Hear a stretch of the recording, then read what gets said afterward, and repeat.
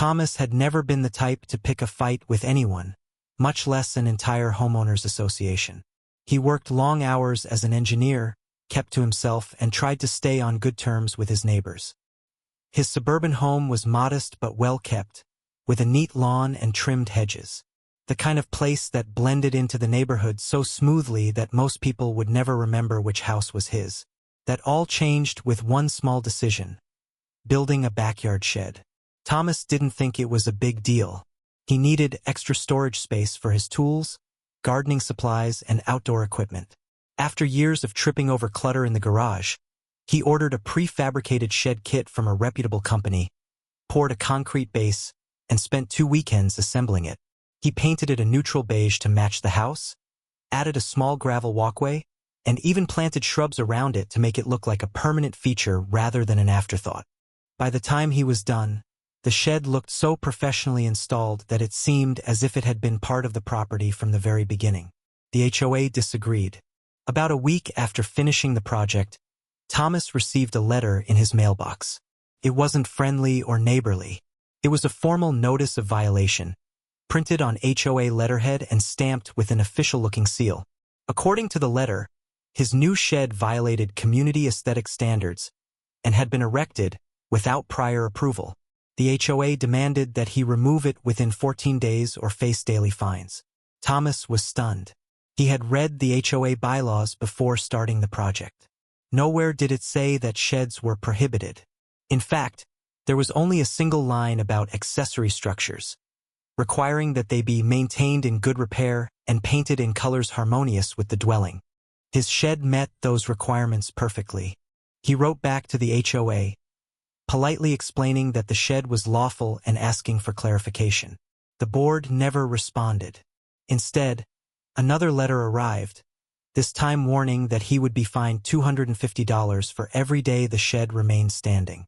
When Thomas tried to attend the next HOA meeting to defend himself, the board president refused to let him speak, cutting him off and moving on to the next agenda item as if he weren't even there. Most people in Thomas's situation would have caved. The HOA counted on that. They wielded fear like a weapon. Fear of mounting fines, fear of legal threats, fear of neighborhood gossip. But Thomas was not easily intimidated. He ignored the baseless fines and went about his business, assuming the HOA would eventually back down. After all, they had no legal grounds to force him to remove a perfectly compliant shed. Then came the morning that would change everything. Thomas awoke to the sound of heavy machinery outside his window. At first, he thought it was unrelated construction down the street. But when the rumbling grew louder and closer, he looked out his window and saw a flatbed truck parked in front of his house and several workers unloading tools. In his backyard stood the HOA president, clipboard in hand, barking orders like a general leading troops into battle. Before Thomas could fully process what was happening, the workers had cut the lock on his shed door and begun emptying its contents: tools, lawnmower, boxes of supplies onto the grass.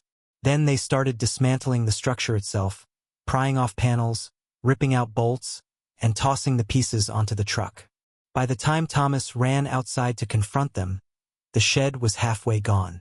The president coldly informed him that enforcement action had been authorized and there was nothing he could do about it. By noon, the shed was completely gone. All that remained was a scarred concrete slab and a pile of splintered wood fragments. The workers left behind deep tire tracks in the lawn, broken shrubs, and trash. It looked less like a home improvement project and more like a crime scene. Thomas felt a white-hot anger unlike anything he had experienced before. It wasn't just about losing a shed. It was about the violation of his property rights, the arrogance of an HOA that believed its authority was absolute, and the smug grin of the president as he walked away without a shred of remorse. In the following days, Thomas documented everything. He took photos of the damage, saved every threatening letter, and filed a police report. The officer sympathized but explained it was a civil matter. If Thomas wanted justice, he would need to pursue it in court. That was when he realized the HOA had made a fatal mistake. They hadn't obtained any kind of court order. They hadn't involved city inspectors or code enforcement. They had simply decided they were judge, jury, and executioner. The HOA expected Thomas to give up and move on. Instead, he began digging. He combed through the HOA's bylaws, financial records, and county filings. He requested copies of permits for every structure they had ever built or maintained on community property. What he found made his blood boil. The HOA itself was violating the very rules it enforced so ruthlessly. Their pride and joy, a lavish community clubhouse used for board meetings, parties, and private rentals, had been built without proper permits or inspections. It lacked fire clearance, occupancy certification, and even basic zoning approval. If Thomas's shed was unauthorized, then their entire clubhouse was an illegal structure. Thomas hired an attorney specializing in HOA disputes. Together, they built a case, not only to recover damages for his demolished shed, but also to expose the HOA's hypocrisy. What began as a personal grievance was turning into something much bigger, a legal war that could shake the entire neighborhood. The HOA had taken something from Thomas. He was about to take something much bigger from them, and this time he would do it by the book. Thomas had always been a man of reason, but after watching his backyard shed torn apart by force, he was done being reasonable with people who clearly had no interest in fairness. The HOA board believed their power was absolute, that no homeowner would ever challenge them seriously. What they failed to realize was that Thomas was far more meticulous than they were ruthless. Within days of the demolition, Thomas retained an attorney who specialized in property law and HOA disputes. She had seen cases like this before, boards overstepping their authority, misusing fines as weapons, and assuming their word was law. Together, they began compiling every shred of evidence. There were the threatening letters, the photos of the destroyed shed, the police report noting the HOA acted without a court order, and even the timestamps showing the unauthorized crew at work on his property. But the real breakthrough came when Thomas's lawyer began digging through the HOA's own records. She filed requests for public documents, permits, and inspection reports related to the HOA's facilities. What she uncovered was explosive. The massive clubhouse the HOA loved to flaunt at every community event was, on paper, an illegal structure. Years earlier, the board had quietly built the clubhouse without securing the required city permits.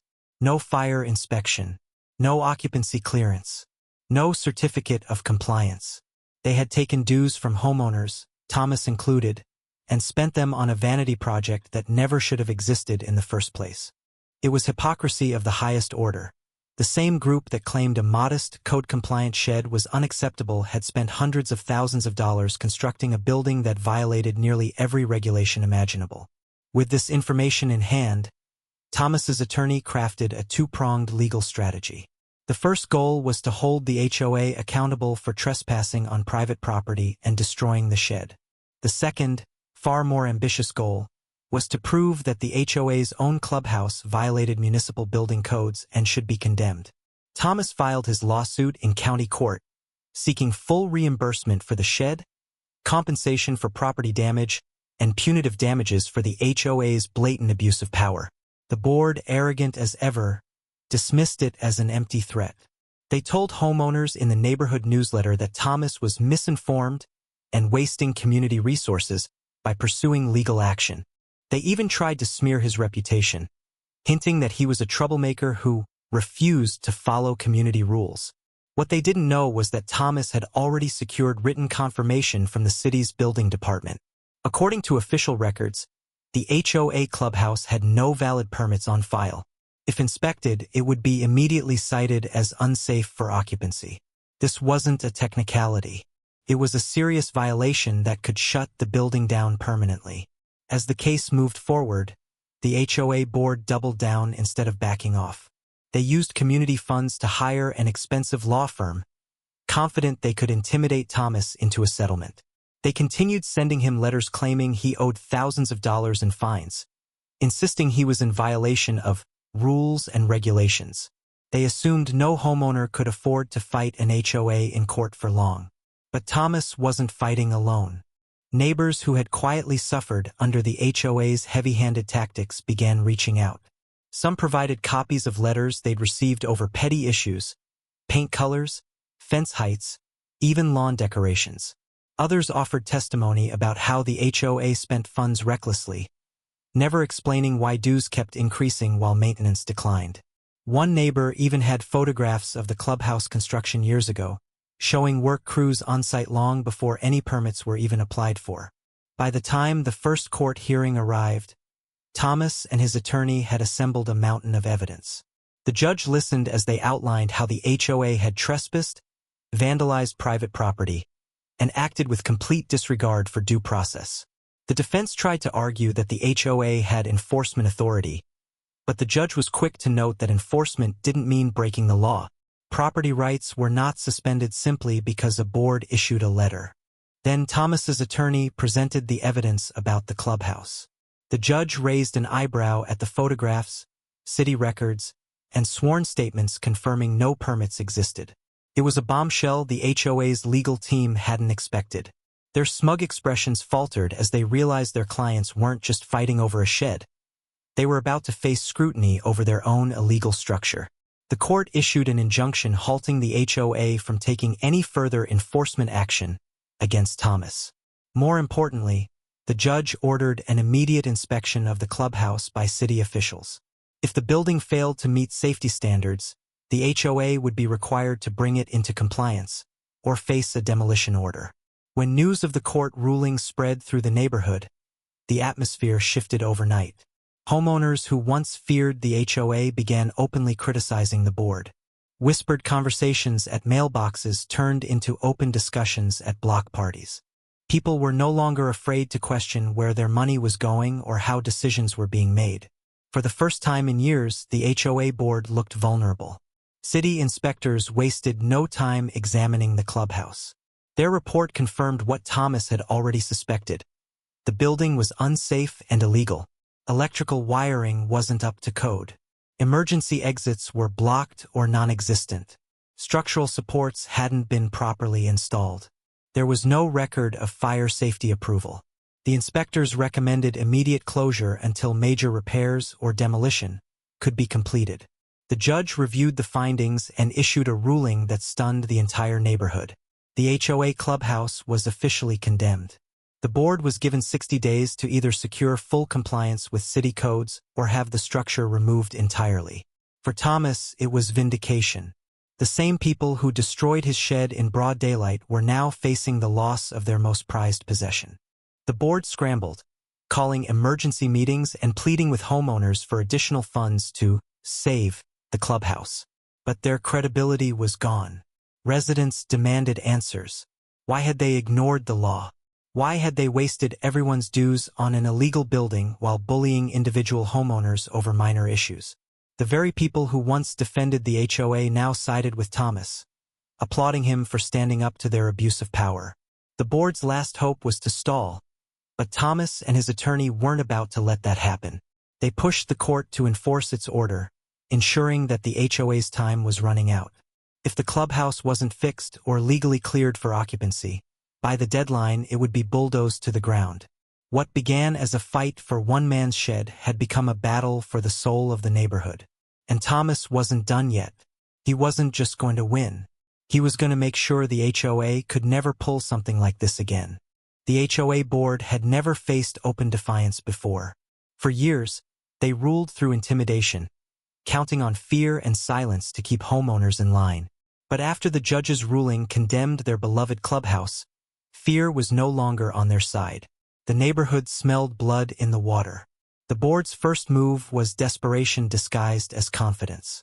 They sent out letters to every household, painting themselves as victims of unfair legal interference.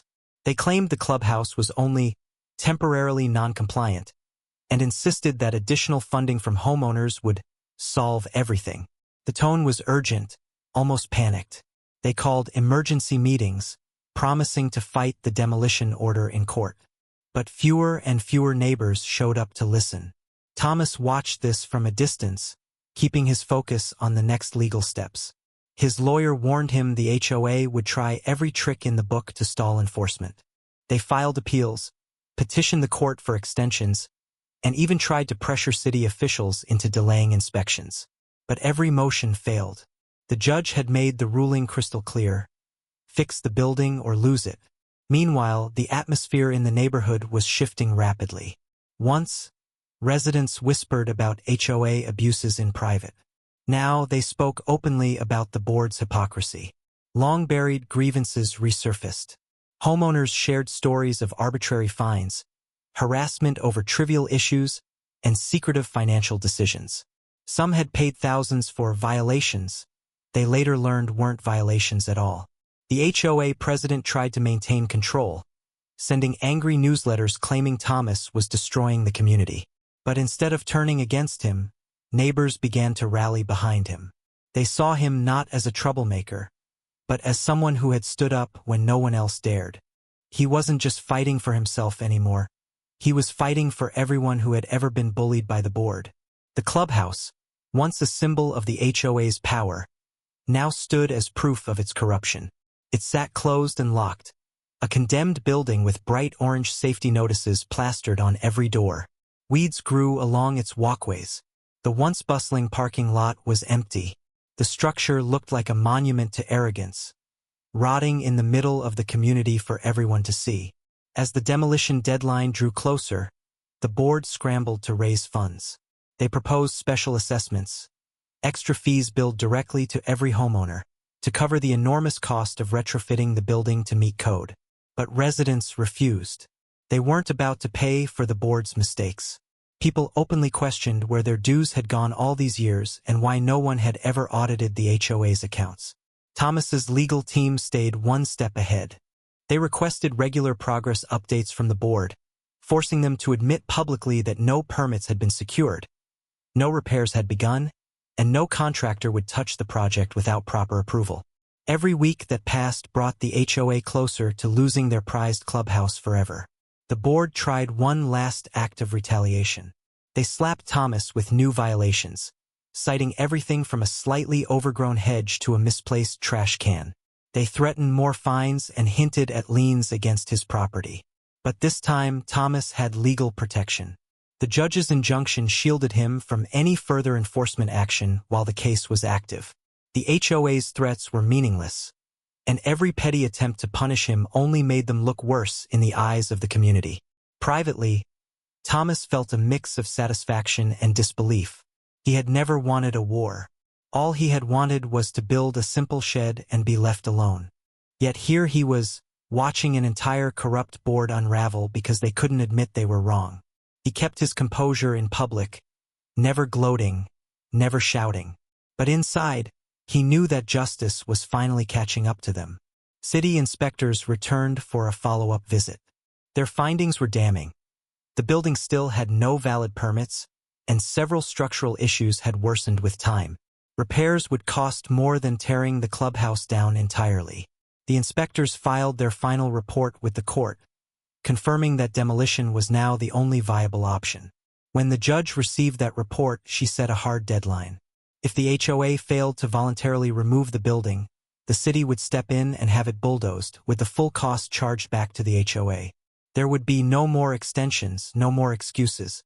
News of the ruling spread fast. The neighborhood erupted in conversation. Some homeowners celebrated openly, while others shook their heads at how far things had gone. But almost everyone agreed on one thing. The board had brought this on themselves. Their arrogance had not only cost them their credibility but also their most visible trophy.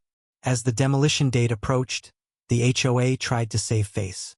They announced that they would graciously comply with the court order, framing the decision as their own choice rather than a defeat.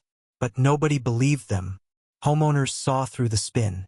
The clubhouse that once hosted holiday parties and board meetings was now fenced off, waiting for the wrecking crew. Thomas spent the evening before demolition walking his property in silence. He looked at the empty slab where his shed once stood and thought about the months of stress, the endless letters, and the court battles. What the HOA had tried to take from him was more than just storage space. It was his right to his own home. But tomorrow the board would finally pay for it in a way they would never forget. The neighborhood prepared for a spectacle. Residents who had avoided HOA meetings for years now planned to gather along the sidewalks to watch the mighty clubhouse fall. Some even whispered about bringing lawn chairs and coffee, treating it like an event. For many, It was more than just a building coming down.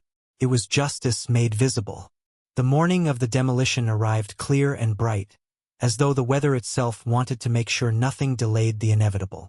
A thin mist lingered over the neighborhood, curling away as the first rays of sunlight hit the condemned clubhouse. For months, the building had loomed like an unwanted reminder of the HOA's arrogance, fenced off and plastered with warning notices. Today, it would finally be erased from the landscape. Long before the demolition crew arrived, curious neighbors began gathering on sidewalks and front lawns.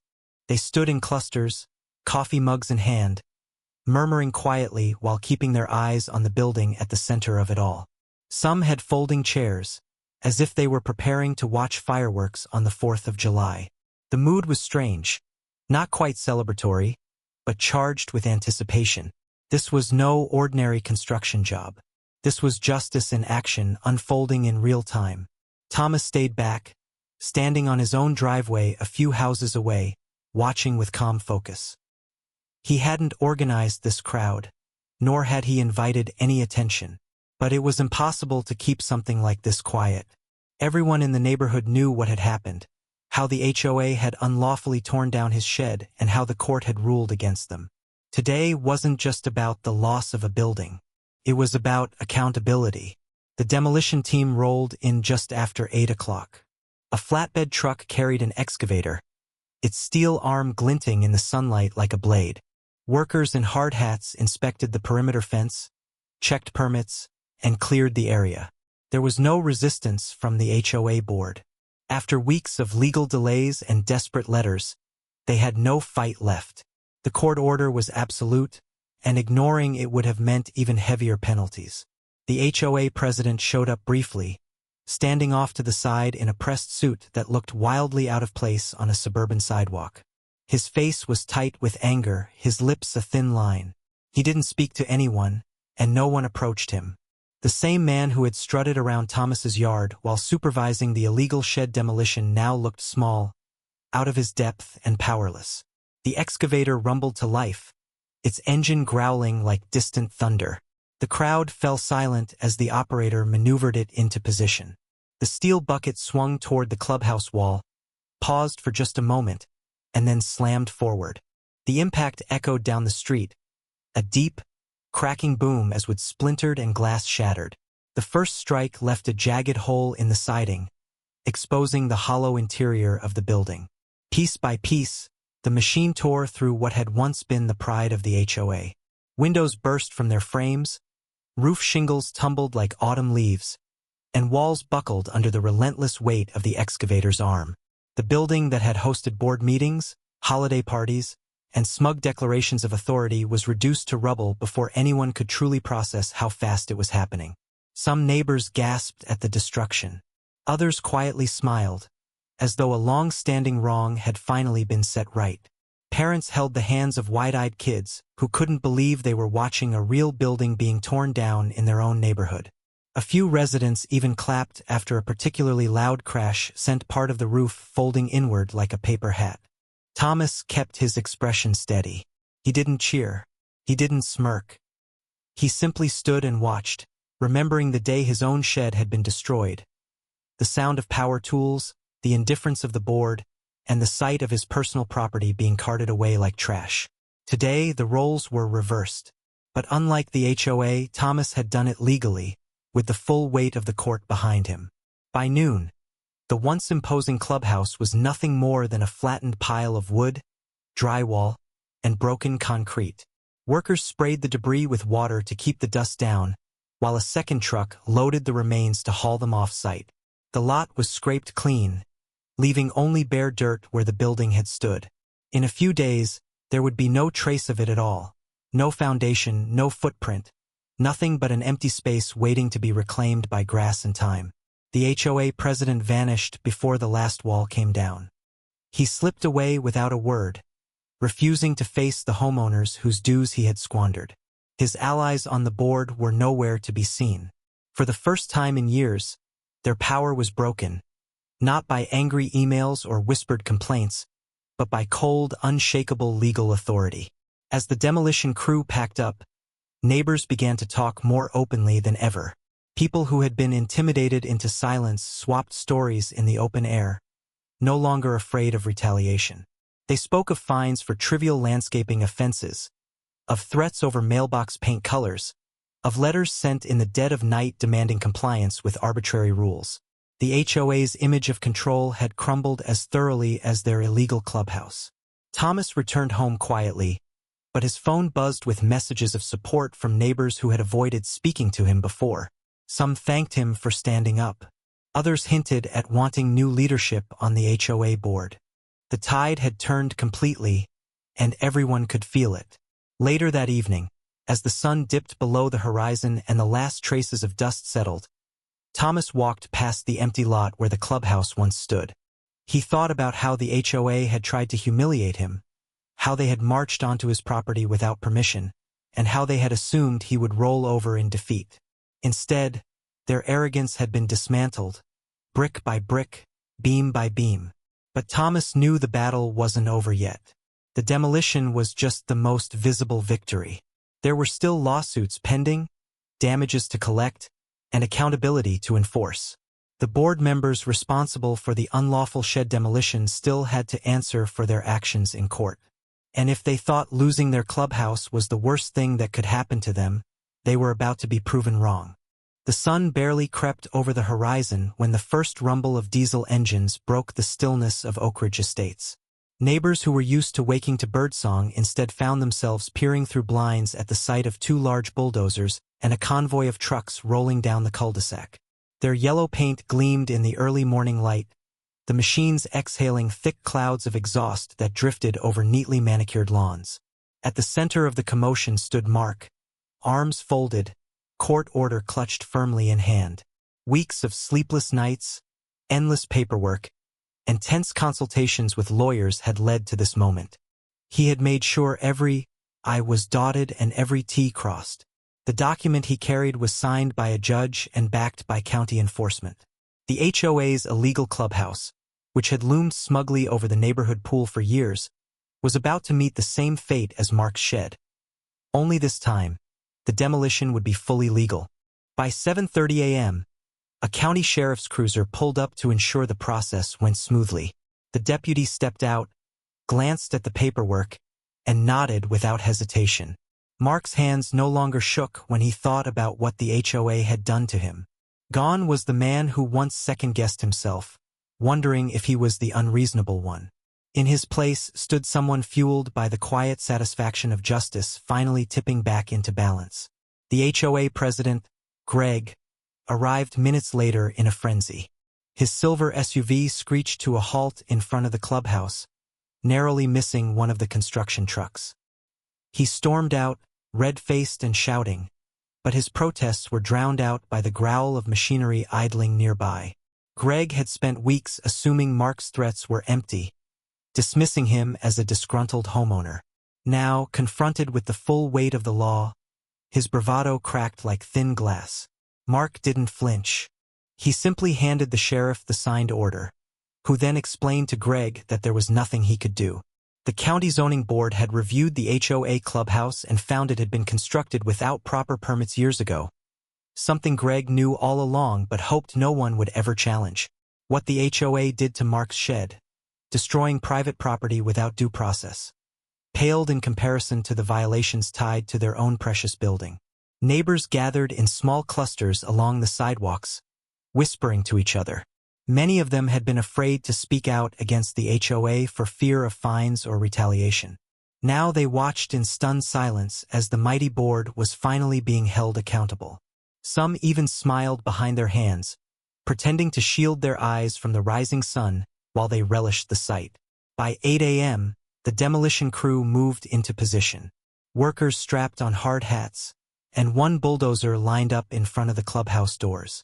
Greg stood on the steps, still shouting orders, still pretending that if he yelled loud enough, the machines would stop. But the sheriff escorted him off the property line, reminding him the structure itself wasn't legally recognized as HOA property, at least not in the eyes of the county. The first crash of metal against wood echoed like a thunderclap across the subdivision. The bulldozer's blade cut through the clubhouse's outer wall as if it were cardboard. Shingles and plywood splintered under the force, collapsing inward with a deafening crunch. Every strike of the machine was methodical, tearing apart years of arrogance board members had worn like armor. Greg's face turned pale, then red, then pale again as the reality sank in. Their little empire wasn't untouchable after all. Mark stood motionless, arms still crossed, as the building crumbled. He didn't cheer. He didn't smirk. He simply watched as justice took the form of hydraulic pistons and steel teeth grinding the clubhouse to rubble. The demolition crew worked quickly and efficiently, piling debris into waiting dump trucks. By noon, the once pristine meeting space where HOA members had plotted and postured was reduced to a flat patch of dirt littered with nails and broken boards. When it was over, Mark handed a second envelope to the sheriff, this one containing a copy of the court's order to bill all demolition costs directly to the HOA's treasury. Greg's protests started up again, but the deputy silenced him with a single warning glance. The board would now have to explain to the entire neighborhood why their HOA fees were about to spike, not because of upgrades or landscaping, but because of their own unlawful actions. The crowd slowly dispersed, but the story spread like wildfire. Neighbors who had once avoided Mark's gaze now came by to shake his hand and quietly thank him. The balance of power in Oak Ridge Estates had shifted. No longer did the HOA operate unchecked, handing out fines and threats without fear of reprisal. Their clubhouse was gone, and with it, the illusion that they were above the very laws they claimed to enforce. As Mark watched the last dump truck roll away, carrying the remains of the building, a strange calm settled over him. For the first time in months, his yard felt peaceful again. His shed was gone, yes, but so was the shadow of intimidation that had hung over his home. He had proven that persistence, patience, and the courage to fight back could bring even the most overbearing HOA to its knees. But even as the dust settled over the empty lot, Mark knew this wasn't truly the end. The HOA would regroup. Greg wasn't the type to lick his wounds quietly. Somewhere in the background, plans for retaliation were already taking shape. Mark wasn't naive enough to think his victory would go unchallenged. The real battle, he realized, was just beginning. The day of the demolition began with an eerie calm, as if the neighborhood itself was holding its breath. For months, the battle between one determined homeowner and an arrogant HOA had simmered, each side convinced of their own superiority. But the court order, signed and sealed by a judge who had grown visibly irritated with the HOA's antics, left no room for negotiation. Their beloved clubhouse, the crown jewel of their petty reign, was to be torn down, and there wasn't a thing they could do to stop it. The morning sun glinted off the windows of parked cars lining the cul-de-sac as curious neighbors emerged from their homes, drawn by the commotion. At first, there were just a few scattered whispers, but as the sound of diesel engines approached, the crowd grew. A yellow bulldozer rumbled into view, followed by a flatbed truck carrying debris containers and a crew of men in hard hats. Some of the HOA board members, wearing their trademark smug expressions, rushed forward to block the vehicles, waving their arms in protest. But the sheriff's deputies accompanying the demolition team stepped in, handing the board members copies of the court order and firmly instructing them to stand aside. This wasn't a negotiation anymore. This was enforcement. The homeowner, calm, collected, and vindicated, watched from across the street, arms folded. For months, the HOA had painted him as a troublemaker, a man obsessed with defying community standards. In truth, all he had wanted was to keep the modest shed he built with his own hands, a place to store his tools, a place he paid for on property he owned. But the HOA, hungry for control, had decided to make an example of him. They bulldozed his shed in broad daylight, sneering as they called it, an unauthorized structure. They never expected that their own so-called clubhouse was every bit as unauthorized as they claimed his shed to be. Built years ago without permits, financed through questionable fees, it had stood as a symbol of their unchecked power. But that symbol was about to crumble, literally. As the demolition crew began their work, the air filled with the metallic screech of nails tearing from wood and the deep, guttural roar of heavy machinery. One by one, windows shattered under the bucket of the bulldozer. The HOA president, red-faced and shaking, shouted at anyone who would listen. She threatened lawsuits, fines, even police action. But no one took her seriously now. The law was on the homeowner's side, and the deputies made it clear that any interference would result in arrest. Neighbors stood in stunned silence, some recording the entire scene on their phones. A few even smiled. For years, the HOA had terrorized them with arbitrary fines, invasive inspections, and endless threats. Now they were watching justice unfold in real time. The balance of power had shifted, and there was no going back. Piece by piece, the clubhouse collapsed. The once pristine meeting hall, where the board had plotted against residents, now lay in a heap of splintered wood and twisted metal. The sound of cracking beams echoed like a final verdict. When the dust settled, only rubble remained. A stark reminder that arrogance and abuse of power come with consequences. But the story didn't end with demolition. The court had also ordered the HOA to repay the homeowner for the value of his shed, plus legal fees and damages for emotional distress. The financial blow was severe, draining the HOA's coffers and forcing them to reduce fees for the first time in years. Board members who had once walked the neighborhood like royalty now slunk away in disgrace. The president resigned within weeks, her reputation in ruins. As for the homeowner, he didn't gloat. He didn't throw a party or give triumphant speeches. Instead, he quietly built a new shed, this time with proper documentation, permits, and a wave of neighborhood support. What had started as a battle over a simple outbuilding had grown into a symbol of resistance against petty tyranny. Word of the incident spread far beyond the neighborhood. Videos of the demolition went viral, shared by people who had dealt with their own nightmare HOAs. Commenters hailed the homeowner as a hero, someone willing to stand up for property rights and fight back against overreach. Local news outlets interviewed him, framing the ordeal as a warning to HOAs everywhere. Abuse your power, and you may lose it. In the months that followed, the neighborhood changed. Without the oppressive grip of an aggressive board, residents began to talk to one another again. They formed a new, transparent HOA with fair rules and open meetings. Instead of dictating and punishing, the new board focused on improving the community, repairing fences, planting gardens, and building trust. The homeowner who had sparked it all rarely attended those meetings. He didn't need to. His point had been made, loud and clear, in the crash of timber and the rumble of a bulldozer's engine. Justice, when pursued with patience and precision, spoke louder than any angry confrontation ever could. And as he stood in his yard one quiet evening, looking at his rebuilt shed, he couldn't help but smile. The HOA had demolished his shed in a show of power.